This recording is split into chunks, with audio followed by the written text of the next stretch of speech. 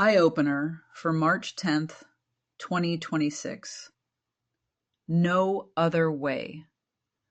This sentiment has been stated on this blog several times in the past. The ways in which we can defeat the wealth inequality that is ruining the world are rapidly diminishing. It is apparent that the ultra-wealthy not only will not, but cannot stop themselves or their insatiable desire for more wealth, power, and control. It is therefore up to the rest of us to remedy this situation. While others may have suggestions to the way in which we can proceed to effect such a change, I believe we are down to almost only one way.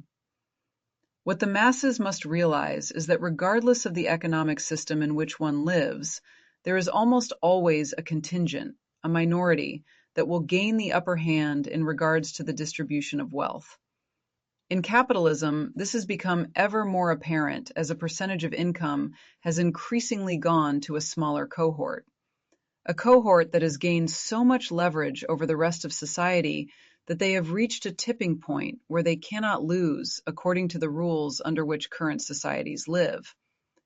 In other words, this group of ultra-wealthy individuals have so much money that there is barely a counterbalance to what their wealth can do. Most recently, that includes some of the most heinous behaviors imaginable.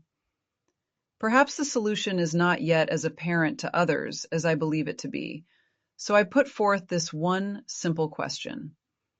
At what point will humanity consider wealth inequality unsustainable, immoral, and unjust?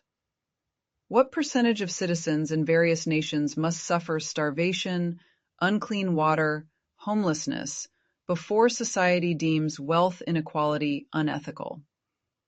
If the wealthy can risk the collapse of our economy because they can simply invest more when it suits them, when will the rest of us take away such control?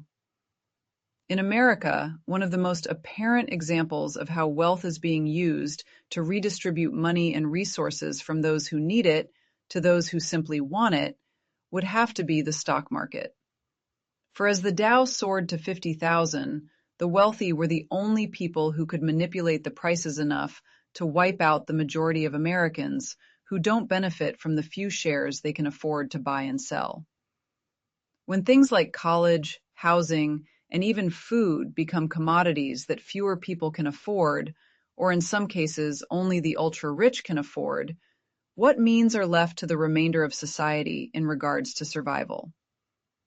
It is for this reason that I believe the rich, especially the ultra-rich, will not and cannot curb their desire for more than they deserve, and I suggest the rest of us realize this and take steps to stop this trend of sacrificing millions around the globe just so that a minority can have more than they will ever need.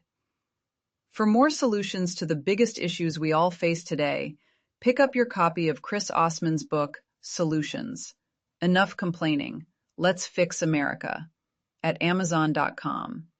And for more videos like this, and those that ask the questions that need to be asked, search for Surreal News on Rumble.com, or check out the YouTube channel by Chris Osman. Just search CHRIS space OSSMAN with the term Daily Eye Opener, and find out why there are more and more conspiracies and fewer conspiracy theories in the world today.